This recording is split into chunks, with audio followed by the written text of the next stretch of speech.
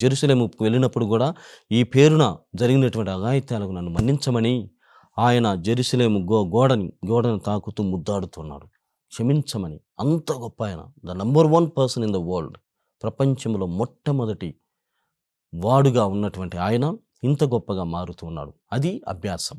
అది ఆధ్యాత్మికమైనటువంటి అభ్యాసము. ప్రియమైనటువంటి సహోదరి సహోదరులారా, అంటే చేసిన తప్పులన్నిటిని కూడా మన్నించమని క్షమాపణ కోరుతూ ఉన్నాడు. అయితే ఇక్కడ కొసమెరుపు ఏమిటంటే మనల్ని కూడా ఈ నూతనమైనటువంటి శకంలో ఇలానే ఉండమని అడుగుతున్నాడు. మీరు సైతము క్షమాపణ కోరండి. మీరు సైతము క్షమాపణ కోరండి. అప్పుడే ఇది ఆధ్యాత్మికమైనటువంటి అభ్యాసం అవుతూ ఉందని ఆయన తెలియజేస్తున్నాడు. ప్రియమైనటువంటి సహోదరి సహోదరులారా, క్షమించండి అని చెబుతూనే, మన్నించండి అని తెలియజేస్తూనే, అభ్యాసముగా నేర్పుతూనే మరో విషయాన్ని ఆయన ఆవిష్కరిస్తున్నారు. ఏమిటంటే క్షమించమని కోరి వచ్చిన వారిని క్షమించమంటున్నాడు. క్షమించమని కోరి వచ్చినటువంటి వారిని క్షమించమండి అని చెప్పడంలో ఉన్నటువంటి మర్మం ఏమిటి? We are very sure. అంటే ఒక వ్యక్తి నీకు ఎంత కఠినుడుగా నీ జీవితంలో వ్యవహరించాడో, అది నీ బంధువు కావచ్చు, నీ ఇంటివారు కావచ్చు, ఎవరైనా, నీ స్నేహితులు ఎవరైనా కావచ్చు, ఎంత కఠినంగా నిన్ను విభేదించారు, ఎంత జుగుప్సాకరంగా నీ పట్ల వ్యవహరించారో నీకు తెలుసు.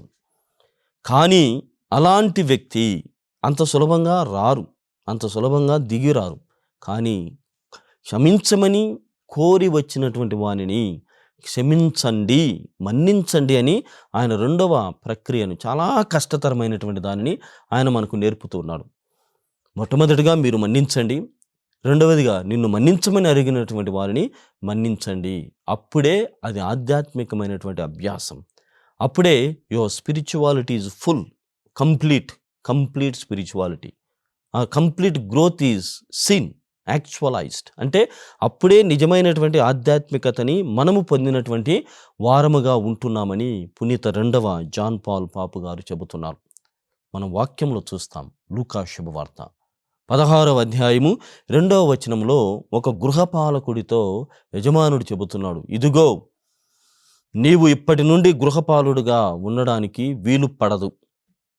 నువ్వు ఉండడానికి వీలు లేదు, వీలు పడదు. 2వ వచనంలో గమనిస్తాం. ఏం చెప్తాడు? ఇదిగో ఈ క్షణముననే నీవు లెక్కలు చెప్పాలి, ఈ క్షణముననే నీవు లెక్కలు చెప్పాలి అని ఆ గృహపాలకుడితో యజమానుడైనటువంటి ఆయన చెబుతున్నాడు. ఇదే విషయాన్ని ప్రియమైనటువంటి సహోదరి సహోదరులారా, ప్రభువైనటువంటి దేవుడు మనందరినీ కూడా కోరుతూ ఉన్నాడు. మనందరినీ కూడా లెక్కలు సరిచేయమంటున్నాడు. క్షమాపణ అనేటువంటి ఓ లెక్క మొదటి అభ్యాసముగా మనము గమనించినట్లయితే, ప్రియమైనటువంటి సహోదరి సహోదరు, ఈ లెక్క సరిచేయాలి. ఒకవేళ నేను సరిచేయకపోతే ఆ లూకా శుభవార్త 16వ అధ్యాయంలో 2వ వచనంలో చెప్పినటువంటి విధముగా నా గృహ పాలకుడిగా ఉండడానికి వీలు పడదు అని ససేమిరా చెప్పేస్తూ ఉన్నాడు. ఇక్కడ వెనుకంజ వేయటం లేదు. ప్రియమైనటువంటి సహోదరి సహోదరులారా, ఈ నేపథ్యంలో మన వ్యక్తిగత జీవితం క్షమాపణ ధర్మమును మనము ధ్యానం చేయడానికి ప్రయత్నం చేస్తే, మారు మనసు అనేటువంటిది చాలా ముఖ్యం. నీలో ఎప్పుడైతే మారు మనసు ఉంటుందో అప్పుడే క్షమిస్తావు, లేకుంటే అప్పుడే క్షమించమని వచ్చినటువంటి వారిని అంగీకరిస్తావు, లేకుంటే ఇది జరగదు. ఇక్కడ ఈ నేపథ్యంలో ప్రియమైనటువంటి సహోదరి సహోదరులారా, మన వ్యక్తిగత జీవితాలు, ఈ ప్రాపంచికమైనటువంటి జీవితాలలో 2 విషయాలు మనకు ఒక ఘర్షణ అనవచ్చు, ఒక ఘర్షణలాగా ఉంటూ ఉంటాయి. ఒకటేమిటంటే నెగటివ్ థింకింగ్. మొట్టమొదటిది నెగటివ్ థింకింగ్. అంటే అన్నీ కూడా ప్రతికూలంగానే ఉన్నాయి, అనుకూలంగా సానుకూలంగా లేవు. అన్నీ నాకు ప్రతికూలంగానే ఉన్నాయి, నెగిటివ్గానే జరుగుతూ ఉన్నాయి అనేటువంటి ఆలోచన నుండి విరమించుకోవాలి. అన్నీ కూడా మంచిగా, నా మంచి కోసమే దేవుడు ఏర్పాటు చేస్తున్నాడు, నా మంచి కోసమే అన్నీ జరుగుతూ ఉన్నాయి అనేటువంటి ఈ అనుకూల అంశమును, అనుకూలమైనటువంటి ధోరణ, పాజిటివ్ థింకింగ్ని మనము నెమరు వేసుకోవాలి. దాన్ని పెంపొందించడానికి ప్రయత్నం చేయాలి. ప్రతికూలమైనటువంటి ఆలోచన నుండి విరమించుకోవాలి. ఆ ఆలోచన ధోరణికి దూరముగా ఉండాలి. అప్పుడే ఈ క్షమాపణ ధర్మమును పాటించడానికి వీలవుతుంది. కావున మొట్టమొదటిగా మనం చేయాల్సినటువంటి పని ఏమిటి? ఆ నెగటివ్ థింకింగ్ నుండి దూరం కావాలి. రెండవది ప్రియమైనటువంటి సహోదరి సహోదరులారా, బాగా గమనించండి. ఏమంటున్నాడంటే మీడియోకోర్ స్టేట్ అంటే నాసిరకపు పర్ఫార్మెన్స్. ఎలా ఉండాలి క్రైస్తవుడు? క్రైస్తవ ధర్మాన్ని పాటించేటువంటి వాడు ఎంత స్టిఫ్‌గా, ఎంత స్ట్రాంగ్‌గా, ఎంత యాక్టివ్‌గా, డైనమిక్‌గా ఉండాలి. కానీ మన పర్ఫార్మెన్స్ అంటే మన ప్రదర్శన అనేటువంటిది మీడియోకోర్ స్టేట్ అంటే నాసిరకపు ప్రదర్శన. మన మాటలు నాసిరకం, మనం ఆలోచన చేసే విధానము నాసిరకం. విత్తనం అనేటువంటిది బలమైనటువంటి విత్తనం అయితే అది నాటబడినప్పుడు మంచిగా ఏపుగా పెరుగుతుంది, మొక్కగా మారుతుంది. It sprouts. ఖచ్చితంగా భూమిని తన్నుకొని బయటికి వస్తుంది మొలక. భూమిని తన్నుకొని భూమిని సైతం లేపి అది వస్తుంది. ఎప్పుడు? అది బలమైనటువంటి స్టేట్లో ఉన్నప్పుడు. కానీ మీడియోకోర్ స్టేట్ అంటే నాసిరకపు ఆలోచనలతో, నాసిరకపు మాటలు, ప్రదర్శన, క్రియలు ఉన్నప్పుడు ఎక్కడ మనము ఈ భూమిని తన్నుకొని ఆ మొక్క మొలక వస్తుంది? ఎక్కడ దానికి ఎదురుగా వెళుతుంది? కుదరదు. రెండు రకముల ధోరణి పనికిరాదు. క్షమాపణ ధర్మంలో అలా ఇలా కాదు. అంత గొప్పగా మనం ఆధ్యాత్మికమైనటువంటి వృద్ధులేనికి ప్రవేశం చేయాలి. కాబట్టి ఈ నెగటివ్ థింకింగ్ నుండి, ఈ మీడియోకోర్ స్టేట్ నుండి మనం బయటపడాలి మొట్టమొదటిగా. అంటే ఈ నాసిరకపు ఆలోచన ఉండకూడదు. సరి అయినటువంటి బలమైనటువంటి దృఢమైనటువంటి విశ్వాసముతో కూడినటువంటి నమ్మకము, ఆ ప్రేమను ప్రదర్శించేటువంటి వాడుగా, శక్తిలాగా నీవు ఉండాలి. రెండవదిగా ఈ సానుకూలమైనటువంటి అంశాలను మాత్రమే ధ్యానం చేయాలి. ప్రతికూల అంశాలను ఎక్కువగా ఎంటర్టైన్ చేయకూడదు. అప్పుడే నేను క్షమించేటువంటి వాడను, నేను మన్నించేటువంటి వాడను, మన్నింపును అంగీకరించేటువంటి వాడను అనేటువంటి ఆత్మీయమైనటువంటి ఆ ప్రపంచంలో నీవు ప్రవేశం చేయగలవు. అక్కడ నీవు ప్రయాణం చేయగలవని అభ్యాసాల ద్వారా పునీత 2వ జాన్ పాల్ పాప గారు మనకు నేర్పుతున్నాడు. ఈ ఆధ్యాత్మికమైనటువంటి ఆ లోకంలో ప్రవేశం మాత్రమే కాదు, సువార్త జీవనం వైపుగా మనసు లగ్నం చేయబడుతుంది. సువార్త జీవనం వైపుగా మనసు మళ్లించబడుతుంది. కావున ఈ రెండు ఆలోచన నుండి, ఈ నెగటివ్ థింకింగ్ నుండి, మీడియోకోర్ స్టేట్ నుండి బయటపడడానికి మనం ముందుగా ప్రయత్నం చేయాలి.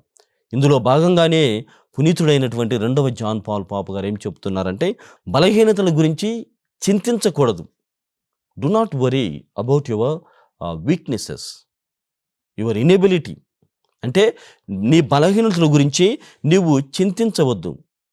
నెయిదర్ యూ ఫియర్ అంటే భయము కూడా భయపడవద్దు, చింతించకూడదు, భయపడవద్దు బలహీనతల గురించి. ఎందుకంటే ఉదాహరణ చూస్తే పేతురు గారు ఎంత బలహీనుడు అంటే అన్ని విషయాలు, ఆల్మోస్ట్ అన్ని విషయాలలో బలహీనుడిగా ఉన్నాడు. కానీ దేవుడిచ్చేటువంటి బలముతో బలహీనతని ఆయన మార్చుకోగలిగాడు. దేవుడిచ్చినటువంటి బలము ద్వారా, తన కృప ద్వారా ఆయన బలము నుండి, ఆ బలహీనత నుండి విజయాన్ని పొందాడు. అందుకే ప్రభు అంటాడు, నా కృప నీకు చాలును, నా కృప నీకు చాలును. నీ బలహీనత యందు నా కృప ప్రదర్శితము అవుతూ ఉన్నది, నీ బలహీనత యందు నా కృప మిక్కుటముగా పనిచేస్తూ ఉన్నది అని ప్రభువు స్వయముగా సెలవిస్తున్నాడు. చూడండి ప్రియమైనటువంటి సహోదరి సహోదరులారా, మన వెనుక అంత దైవీకమైనటువంటి శక్తి ఉంది. బలహీనుడిగా ఉన్నటువంటి నా వెనుక దేవుని యొక్క పవిత్రమైనటువంటి కృప అంత బలముగా పనిచేస్తూ ఉంది. అంత గొప్పగా దేవుడు నాకు సహాయపడుతున్నాడు. కావున నీలో నూతన హృదయాన్ని ఏర్పాటు చేయబోతున్నాడు. నూతన హృదయాన్ని నీ యందు మాత్రమే కాదు, నీ ద్వారా శ్రీసభ యందు కూడా ఆయన నూతనత్వాన్ని, నూతనీకరణను ఏర్పాటు చేస్తున్నాడు.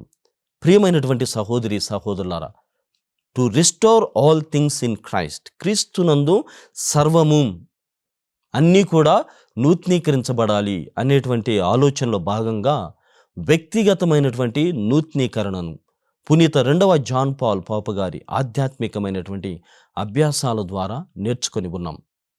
ఆ పాల్ పాపు గారు, జాన్ పాల్ పాపు గారు ఆధ్యాత్మికమైనటువంటి అభ్యాసాల ద్వారా వ్యక్తిగతంగా ఎలా మనము నూతనీకరించబడతాం, మన్నించడములో, తర్వాత ఈ నెగెటివ్ థింకింగ్ నందు అంటే ప్రతికూలమైనటువంటి అంశాలను ధ్యానం చేయకుండా, నాసిరకపు విశ్వాసము లేకుండా, బలహీనతలు ఉన్నప్పటికీ కూడా దేవుడిచ్చేటువంటి బలము ద్వారా, దేవుడిచ్చేటువంటి ఆ కృప ద్వారా మనం ఎలా శక్తివంతులం అవుతామో ఈ ఆధ్యాత్మికమైనటువంటి అభ్యాసం ద్వారా తెలుసుకొని ఉన్నాం.